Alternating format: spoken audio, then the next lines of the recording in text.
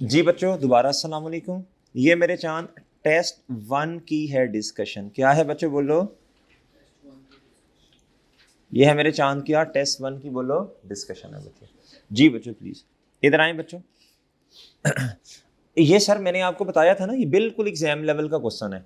आपको जैसे बताया था जी कि सेक्शन 3 सेक्शन होंगे कितने? सी के तो अभी थोड़ा सा परे कर दो ना, सी में को तो कर दो ना, वो 2 क्वेश्चन 20-20 मार्क्स के आएंगे। एक ratio interpretation of financial statement में से आएगा और दूसरा प्यारे दोस्तों कंसोलिडेशन फाइनल अकाउंट या कैश फ्लोज। ज्यादा चांसेस कंसोलिडेशन की होते हैं जी, वो तो साइड पे कर दो। फिर आपको सेक्शन ए के अंदर बच्चों क्वेश्चन आएंगे मेरे प्यारे भाई 15 मल्टीप्लाई बाय 2। सही है जी, ये कितना क्या हो गया जी, ये आपका 70 हो गया। फिर सेक्शन बी के अंदर बच्चों एक आपको टास्क दिया जाएगा। क्या दिया जाएगा? उसके नीचे क्वेश्चन होंगे 5। सही है बच्चों, वो 3 टास्क होंगे तो 15 क्वेश्चन होंगे बच्चों उसके, हर टास्क के 5-5। जिस तरह ये था इसके 3-4 टास्क आपको दिए थे। सही है बच्चों जी, आएंगे इधर। अभी से हमने एग्जाम लेवल की तैयारी शुरू करनी है जी। पहला क्वेश्चन उसका बच्चों, पहला क्वेश्चन टास्क तो है लेकिन रिक्वायरमेंट भी पढ़ते जाए ना। पूछा क्या, ये नहीं कि टास्क पढ़ने पे आधा घंटा लगा दें, ये पता ही ना हो पूछ क्या रहा है। टास्क ऊपर है, क्वेश्चन पहला, what is the cost of machine in accordance with IS 16। Sir आए ना ऊपर, ये मैन्युफैक्चरर्स की बेस प्राइस, इसे लिस्ट प्राइस कहते हैं। क्या कहते हैं बच्चों? इसमें से ये 20% का डिस्काउंट क्या होगा बच्चों? माइनस। प्लीज बताइए कितना? कितना सर? अच्छा नहीं अच्छा आपने डायरेक्ट बता दिया 840, ठीक है। मतलब इसका कि 210 माइनस होगा ना यहाँ से, इसमें से कितना माइनस हुआ ये, ठीक है। डायरेक्ट आपने 80% कर दिया ना इसको जी। आगे फ्रेट चार्जेस, ट्रांसपोर्टेशन चार्जेस को कहते हैं, ऐड होंगे। इंस्टॉलेशन कॉस्ट बिल्कुल ऐड होगी। स्टाफ ट्रेनिंग, ये सारा दिन वही F3 है जी। स्टाफ ट्रेनिंग प्यारे दोस्तों ये एक्सपेंस आउट होगी। क्या होगी जी? स्टाफ को ट्रेन करने की कॉस्ट। कोई बताएगा क्यों एक्सपेंस आउट होगी? कोई बताएगा? शायद कंट्रोल नहीं है ना हमारा उन पे जी। Testing whether machine is functioning properly add होगी ना 22 से। Purchase of 3 year maintenance contract नहीं ऐड होगा, नहीं ऐड होगा। एस्टिमेटेड रेसिडुअल वैल्यू, ये तो डेप्रिसिएशन के लिए, तो इनका मेरा चांद करो ना ऐड सबको। कितना ये आ जाएगा? ओके आगे कहता इन रिस्पेक्ट ऑफ द, कहता जी एक्सवेटर, कहता what amount of depreciation should be recognised as an operating expense in statement of profit और लॉस। ईयर एंड क्या है मेरे चांद? 30 सितंबर 2000 जो भी है 27। तो स्टार्ट कब से होगा बच्चों?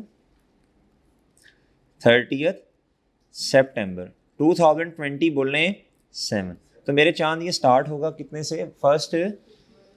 First October 2026। कल एक बच्चे का वो बेचारे का रह गया यार, वो 84 पे रह गया उसके एक सर्टिफिकेट जी। कोई नहीं, कोई बात नहीं। लो बच्चों इधर, ये तो चलता है। अच्छा बच्चों वो कौन था भला? वो ऑनलाइन का स्टूडेंट था है ना जी। इधर देखें, उसका भी आ जाना था एक सर्टिफिकेट और वो उस बेचारे का एक नंबर से रह गया बस जी। कोई बात नहीं, कोई बात नहीं, वो डिसहार्ड नहीं होना। अच्छा बच्चों इधर देखो, इधर प्यारे भाई अब ऊपर जाना है हमने, ऊपर इधर इधर ऊपर किधर? छत पे नहीं जाना, इधर इधर आए। ये मेरे भाई कहता जी कॉस्ट कितनी है इसकी? 1260। रेसिडुअल वैल्यू मेरे चांद कितनी है? अच्छा जी सही है ना। तो सर 1260 प्यारे भाई ये, और किस साल की डेप्रीसिएशन मांग रहे हैं आपसे? ये कल मैंने समझाया था ना जी, ये पहले भी शायद कभी बात हुई हो जी। माइनस रेसिडुअल वैल्यू माइनस ये डन। बच्चों एक होता है ऑनलाइन वाला, सुन लो, एक होता है यूजेज मेथड। क्या होता है बच्चों? ये मैंने यूजेज मेथड, क्या इसमें जो डेप्रीसिएशन आती है ना वैसी आती है, cost minus residual value divide by जितना मशीन ने यूज होना, टोटल यूजेज टोटल। अब वो आवर्स में भी हो सकती है बच्चों और मेरे चांद यूनिट्स में भी हो सकती है, multiply by number of units या और ड्यूरिंग द ईयर। किसमें बच्चों? ये फॉर्मूला ड्यूरिंग द ईयर। अच्छा अब कॉस्ट कितनी है जी? 12 और रेसिडुअल वैल्यू कितनी है चांद? 60,000। कितनी बच्चों? टोटल यूजेज, इसने कितना इस्तेमाल होना बच्चों जी, कितना होना बच्चों बोले, ये एस्टिमेटेड मशीन 6,000 ना, ये पर यूनिट रेट आ गया, क्या आ गया, multiply by during the year हमारे, अगर आपने 26 की निकालनी है तो 1200 से मल्टीप्लाई करें, और अगर आपने 27 का एक्सपेंस निकालना है डेप्रीसिएशन तो किससे मल्टीप्लाई करना पड़ेगा, 1800। करके देखिए आंसर आएगा इंशाल्लाह। कितना, 360,000 जी आ गया, डन है बच्चों। उसने 7 की पूछी थी ना, नहीं उसने मांगी किस साल की है, नहीं उस देखो, एक होता है एक्यूमुलेटेड डेप्रिसिएशन, एक होता है हर साल का अपना अपना, प्रॉफिट एंड लॉस में हर साल का आता है ना। अगर एक्यूमुलेटेड डेप्रिसिएशन होता तो फिर दोनों सालों की इकट्ठी करते ना, फिर इधर फिर उसका क्वेश्चन होता है बुक का वैल्यू बता दे, फिर आप कैसे करते, कॉस्ट आपके पास थी 1200, इसी में प्लस 1800 कर देते ना, फिर 2 साल की इकट्ठी आ जानी थी, ठीक है। फिर कॉस्ट में से माइनस करते, ये डेप्रीसिएशन है, एक्यूमुलेटेड नहीं है, हर साल का अपना अपना, प्रॉफिट एंड लॉस में मेरे जान अपना अपना एक्सपेंस जाता है ना हर साल का जी। आगे कहता in respect of the property what amount should be credited to revaluation surplus as at 30 September. अब ये जरा मेरी बात सुनना, मुझे बताना, ये वही क्वेश्चन है, ये वही क्वेश्चन है बच्चों। कहता 1 साल गुजरने के बाद प्रॉपर्टी अब रीवैल्यू होके होगी है 2800 पे चली गई, तो मुझे इस दिन क्या चाहिए, बुक वैल्यू चाहिए ना। बच्चों ये फॉर्मेट नहीं बनाते थे, डेट डिस्क्रिप्शन, बताइए इधर आता था क्या, एसेट पीपी, फिर क्या आ गया बच्चों, रीवैल्यूएशन सरप्लस या लॉस, जी बताइएगा जी। करें कंप्यूटर, आप जरा हिम्मत करें थोड़ी।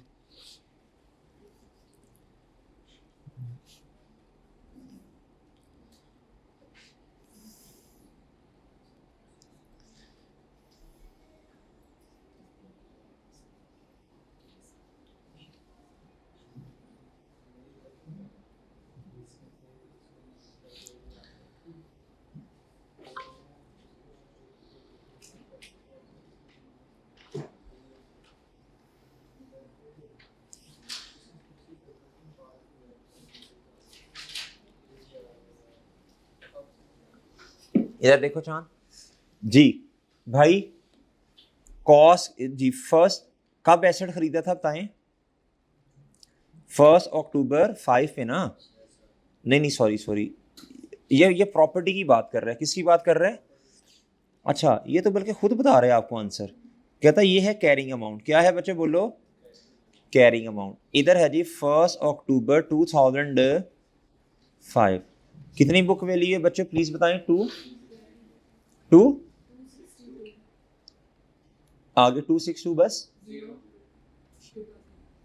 अच्छा जी 30 सितंबर 2006,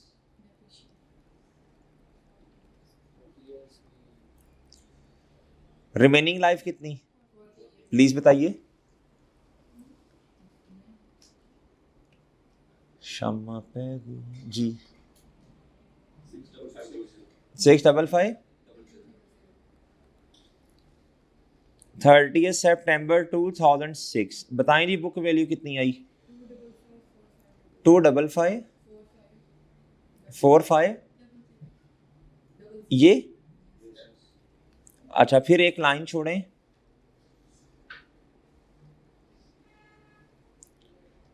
रीवैल्यूड अमाउंट बताएं जी, जी 30 सितंबर, ये बच्चों बताइए सरप्लस कितना आया,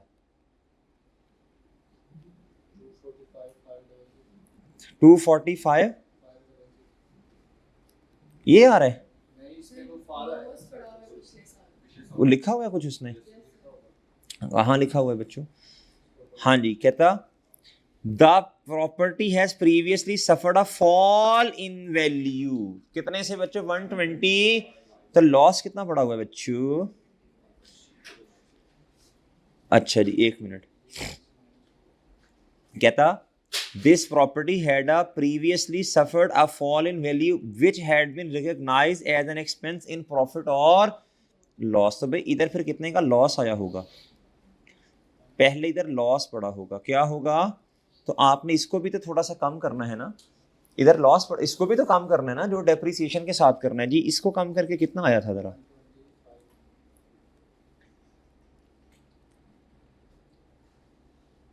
जी ये काम करवाइएगा, डिवाइड बाय 40 करवाएं, कितना लॉस में कितनी रिडक्शन होगी जी, 3, ये आप मुझे बताएं लॉस रह कितना गया जी,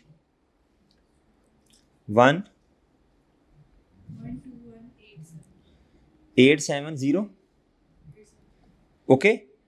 अच्छा जी, अब बच्चों पहले क्या होगा प्लीज बताएं, पहले बताएं सरप्लस कितने का आया जी, पहले बताएं बिल्डिंग कितने से बढ़ेगी, वो तो आपने, अच्छा वो तो खैर पहले भी सही था बच्चों जी, कितना 224 बोलो, ओके। और इधर देखें भाई, पहले हमें क्या करना पड़ेगा, लॉस को रिवर्स करना पड़ेगा, क्या करना पड़ेगा, ये जो लॉस है इसको रिवर्स करना पड़ेगा, क्या करना पड़ेगा, जो लॉस पड़ा पहले रिवर्स करोगे ना, फिर लेके जाओगे ना बाकी रिमेनिंग इधर सरप्लस में, कितना बोलो भाई, देखें देखें बात सुने, उसने जो आपको क्वेश्चन दिया ना उसके मुताबिक यहां आएगा, उसने इधर लिखा हुआ है जी, लॉस कहता जब लास्ट टाइम, गौर से सुनना, जब लास्ट टाइम, पहले मुझे बताओ ना फिर मैं बताता हूँ सोल्यूशन, पहले मुझे बताएं लॉस जब पहले रिवैल्यूएशन हुई थी तो तब लॉस आया था ना, ये तो नहीं इसने कहा कि इस दिन जब रिवैल्यूएशन हुई तो ऑलरेडी इस दिन लॉस पड़ा, ये तो नहीं उसने कहा, ये नहीं उसने कहा हुआ, टेक्निकली समझे बात को।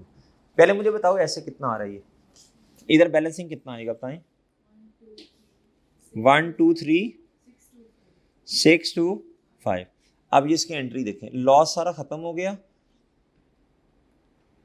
और ये सरप्लस आया, क्या आया बच्चों, अब प्लीज सुनना गौर से बात, प्लीज गौर से सुनना, ये है बच्चों रिवैल्यूएशन सरप्लस वाला कॉलम, मतलब ये सरप्लस आने की वजह से ये पीपी बढ़ गया, पीपी बढ़ेगा तो क्या होगा, डेबिट, सरप्लस बच्चों बढ़ेगा तो क्रेडिट, और लॉस को रिवर्स करेंगे तो, लॉस की नेचर डेबिट है, रिवर्स करेंगे तो ओके, क्या मेरी बात समझे हैं। अब इधर देखें बच्चों, लेकिन ना इधर आए बच्चों, इधर आए, किधर गया ये क्वेश्चन, ये रहा बच्चों, इधर आए, और इसके मुताबिक वो क्या कह रहा है भला, वो कहता है what amount should be credited to revaluation surplus वाले अकाउंट में, ओके कोई रेजिडुअल वैल्यू तो नहीं दी थी इन्होंने प्रॉपर्टी की, रेजिडुअल वैल्यू नहीं दी हुई, ओके है एक मसला, ठीक, उन्होंने लॉस पे डेप्रिसिएशन चार्ज नहीं की, डायरेक्ट किया है, क्या किया है प्यारे दोस्तों, इधर देखें वर्किंग के अंदर तो आएगा भाई, वर्किंग के अंदर तो आएगा, कल उस दिन जिस तरह मैंने आपको प्रूव करवाया था कि देखें डेप्रिसिएशन, देखें जब बुक वैल्यू कम होती है तो डेप्रिसिएशन भी क्या आती है बच्चों, कम, ये अगले सालों में बेनिफिट ले रहे हैं, क्या ले रहे हैं प्यारे दोस्तों, अगले सालों में बेनिफिट। अब इधर देखें लॉस कहाँ पड़ा होगा, जब लास्ट टाइम क्या हुई है बच्चों, बोलो रिवैल्यूएशन, सही है बच्चों, या तो वो ये कहता ना, मैं कर देता हूँ उसके मुताबिक सोल्यूशन, लेकिन या तो वो ये कहता बच्चों कि ये जो लॉस है ये किस दिन इतना आ रहा है, बोलें ये लॉस थोड़ा थोड़ा एक दफ़ा प्रॉफिट एंड लॉस में चला गया, फिर रिड्यूस्ड डेप्रिसिएशन की वजह से थोड़ा थोड़ा क्या होता रहा, कम होता रहा, इसकी एंट्री नहीं करते कोई भी, लेकिन वर्किंग के अंदर लेते हैं। अगर आपको याद हो तो लेक्चर नंबर बताना किस में करवाया था, ये 6 में था शायद, 6 में नहीं था, 5 में था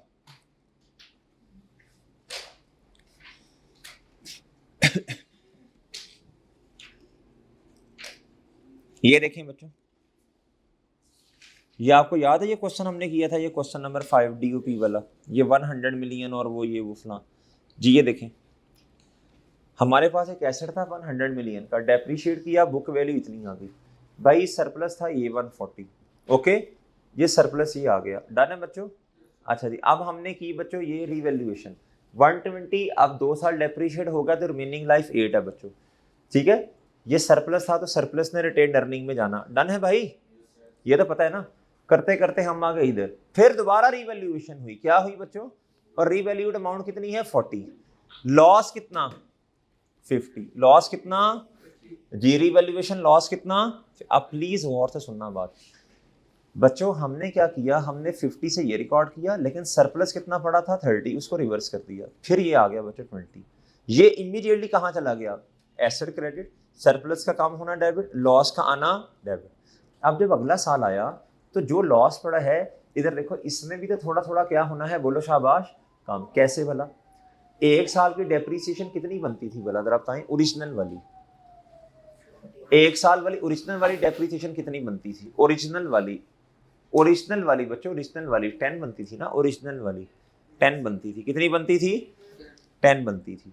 अब बच्चों अब बुक वैल्यू चूंकि होगी है कम, क्या होगी है, तो डेप्रीसिएशन भी क्या आएगी, कम, इतनी। ये बेनिफिट नजर आ रहा है, इसकी कोई एंट्री नहीं करते। आई बच्चों बात, याद आई बच्चों। अब इधर देखें, अब ये तो मैंने आपको रिवाइज करवाया, अब इधर आए भाई, इस क्वेश्चन को पढ़ें। कहता है, किधर गया यार, हाँ बच्चों, इस क्वेश्चन में कहता, this property has previously suffered a fall in value, कितने की टोटल वैल्यू बच्चों डिक्रीज हुई थी, तो थोड़ा थोड़ा कम भी तो होता आया ना, थोड़ा थोड़ा कम भी तो होता आया ना। लेकिन मसला ये है, उसने ये नहीं हमें बताया कि कितने साल पहले रिवैल्यूएशन हुई थी। याद आ गया बच्चों बात, सही है बच्चों। असल में क्वेश्चन होना ये चाहिए था, जब प्रीवियसली रिवैल्यूएशन हुई तो लॉस आया, क्या आया, और अब इस टाइम जो रिमेनिंग लॉस थोड़ा थोड़ा आपने कम भी करते गए ना, रिड्यूस की है डेप्रीसिएशन, तो अब इस टाइम जो लॉस पड़ा है वो कितना है, बोल रहे हैं, ये अंग्रेजी लिखनी चाहिए थी। टेक्निकली बात समझ आई कि नहीं, फिर थोड़ा थोड़ा रिड्यूस भी करना था, ठीक है जी। बहरहाल इधर देखें, अब हम इस क्वेश्चन को थोड़ा सही करते हैं। Suffered a fall in value and now इसको काट देंगे, and now $125,000 has been appearing, सही है बच्चों। यहां इसको इस तरह लिख लें जी, the impact of loss still in the books, the impact of loss still in books is amounting to rupees, बताएं डॉलर की, सॉरी रुपीज नहीं, डॉलर कितना बच्चों आपके कॉन्सेप्ट माशाल्लाह इतने स्ट्रांग हो, क्योंकि क्वेश्चन भी सामने आ रहे, तो क्वेश्चन का भी पोस्टमार्टम कर सकें आप। क्या मेरी बात समझ रहे हैं, हमने लकीर के फकीर नहीं बनना। क्या मेरी बात समझ रहे हैं बच्चों, ठीक है जी। चलो, मजबूरन बच्चों डेटा ना देने की वजह से हम कह देते हैं, वरना कोई ऑप्शन ही नहीं बनेगा, और कोई ऑप्शन बन ही नहीं रहा। जब एमसीक्यूज वाला पेपर होता है ना बच्चों, तो भाई ऑप्शन कोई ना हो तो फिर बच्चों कोई ना कोई लगा का हिसाब किताब, फिर कोई ना कोई जवाब तो निकालना है। असल जवाब कितना है मेरे प्यारे भाई, ये, क्या मैं समझा पा रहा हूँ, बल्कि असल ये भी नहीं है, अगर मैं सही बात करूँ तो असल तो होना था जिस दिन आखिरी दफा रिवैल्यूएशन हुई उस दिन लॉस कितना था, उस दिन बोलो, उस दिन कितना लॉस था, उस दिन कितना लॉस था, और वो कितने साल पहले रिवैल्यूएशन हुई, ये भी हमें बताता ना, फिर हम थोड़ा थोड़ा करके काम करते। डेटा नहीं है, लिहाजा आज मजबूरन बच्चों फिर हमें क्या करना, हम इस, चूंकि ऑप्शन ही नहीं है पड़ा भाई, कोई और ऑप्शन तो इन्हीं में से सिलेक्ट करना, आप क्या कर सकते हैं बच्चों, मजबूरी है जी। लेकिन बच्चों आपको पूरी बात मेरे चांद पता होनी चाहिए। इधर आए, इसको क्या करेंगे, 125 का जो लॉस है बच्चों इधर जो पड़ा होगा उसको क्या कर देंगे, बोलो शाबाश, रिवर्स। क्या करेंगे बच्चों, और बाकी मेरे चांद कहाँ चला जाएगा, बोल रहे हैं कितना बच्चों, 120,500। ओके सर, प्लीज एंट्री बताइए, एंट्री बताएं बच्चों। एसेट बढ़ेगा तो डेबिट, सरप्लस बढ़ेगा तो, और लॉस की रिवर्सल होगी तो एंट्री क्या बनी बच्चों, बताएं। Asset debit, PP property debit. वैसे तो आपको पता है क्यूमुलेटेड डेप्रिसिएशन की भी एंट्री होती है, याद है, कर लोगे एंट्रीज, बस ठीक है, फिर वो लंबा काम हो जाएगा, ठीक है, ठीक है जी बच्चों, ओके, कर लो नोट कर लो, शाबाश, नोट कर लो बच्चों, कोई मसला नहीं है।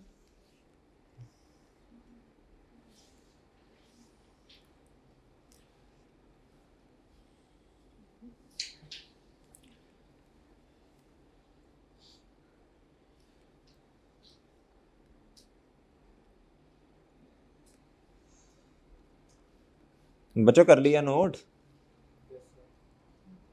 भाई कर रहे हैं अभी।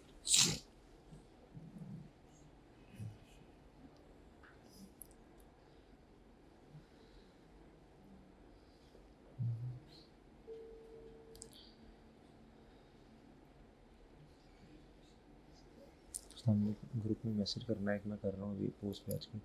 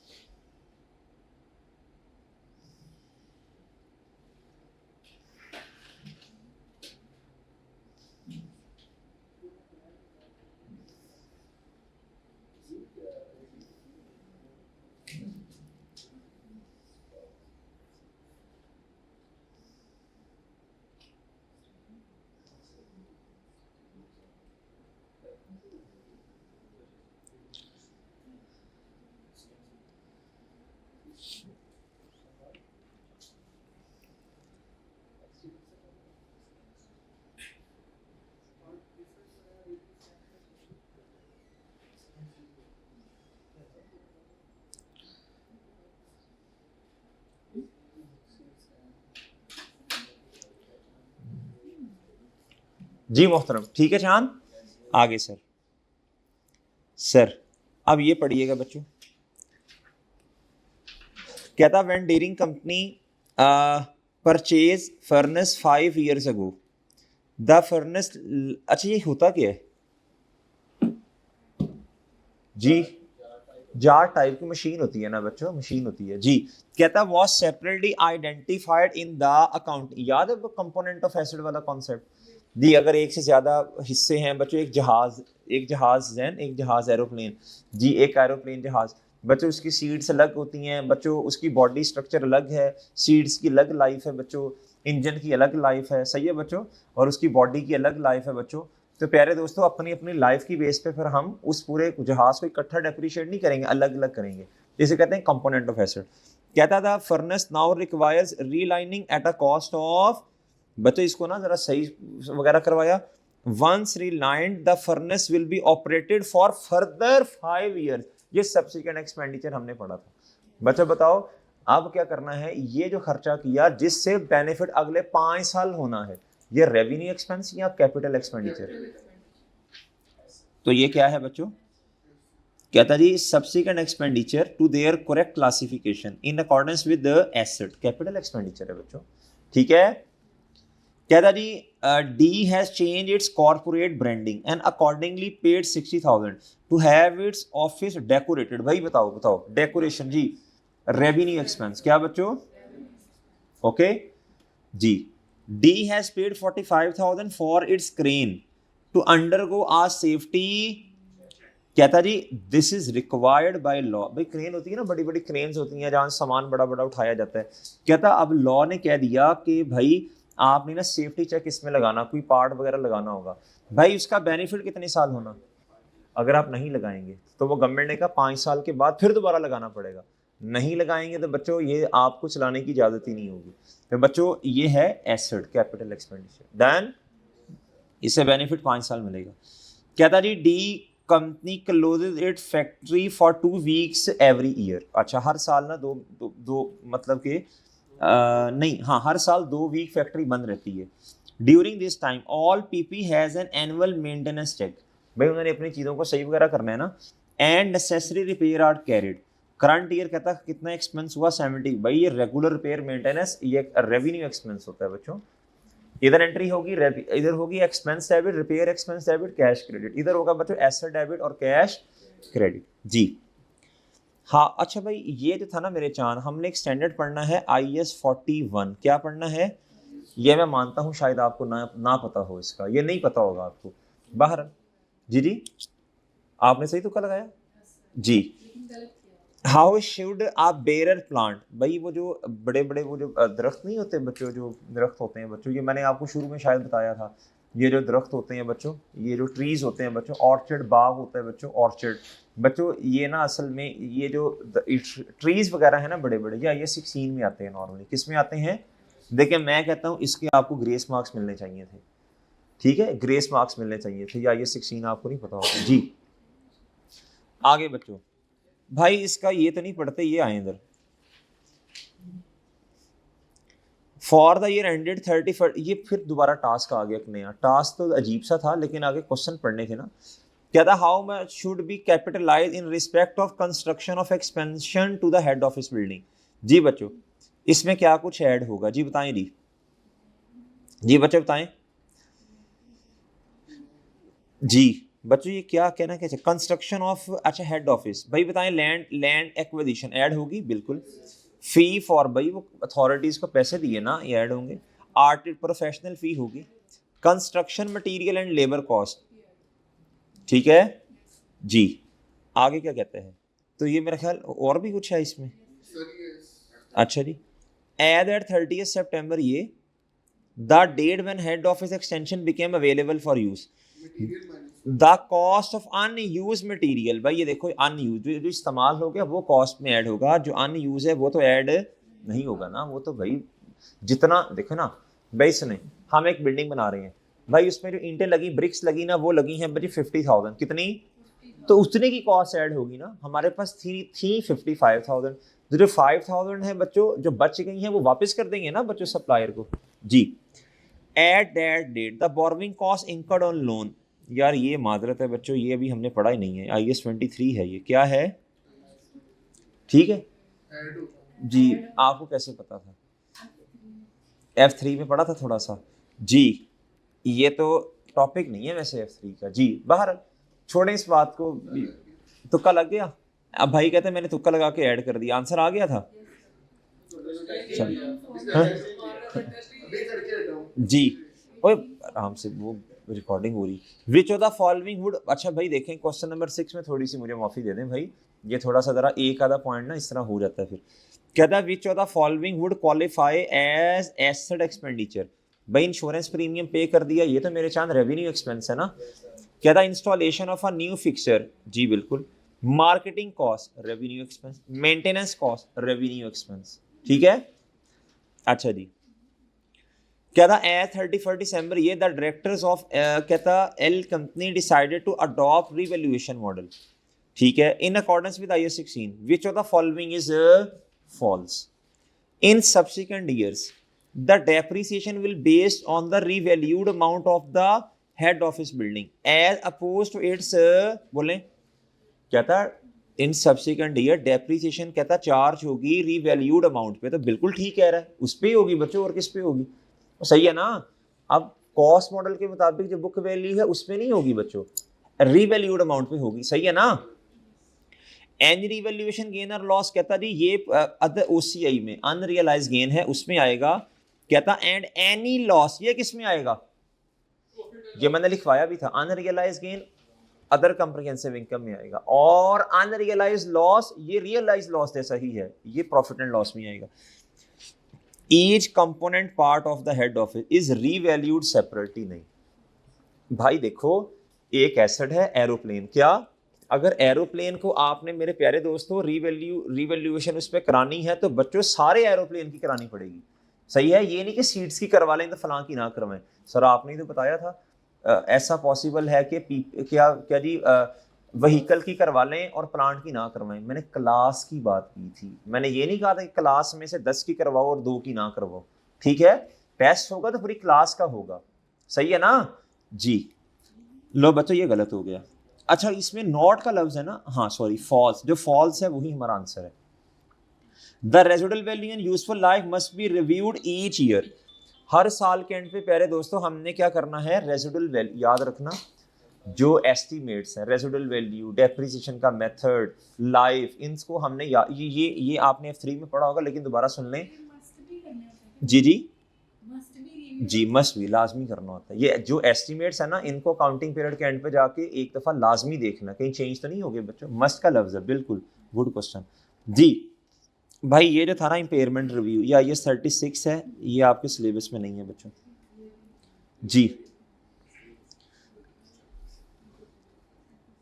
ये भी नहीं था सिलेबस में यार, फिर तो आपके मार्क्स ठीक आए हैं, कितने कितने मार्क्स का था 20 तो भाई ये 3 क्वेश्चन तो निकल गए ना इधर से, 3 क्वेश्चन क्या हो गए बच्चों, निकल गए। तो आपके तो फिर 14 में से आए ना, गुड शाबाश। कितने 14 मार्क्स का था ये टेस्ट, कितने का था? लेकिन ना हम इसे पेंडिंग कर लेंगे, पेंडिंग अभी पढ़ना ये स्टैंडर्ड, पेंडिंग कर लेंगे, ठीक है। याद रखना, याद, ठीक है बच्चों, याद रखना, क्या रखना, याद। याद रखने का मतलब है भाई इसको याद रखना, ये हमारे 2 क्वेश्चन पेंडिंग है। जब आगे 36 पढ़ेंगे ना, इम्पेयरमेंट ऑफ एसेट, तब इंशाल्लाह कितने कितने फिर तो बेहतर हो गए अब मार्क्स इंशाल्लाह, ठीक है चांद, गुड शाबाश। मैं भी परेशान हो गया था। इजाज़त दीजिए, अल्लाह हाफिज़ बच्चों।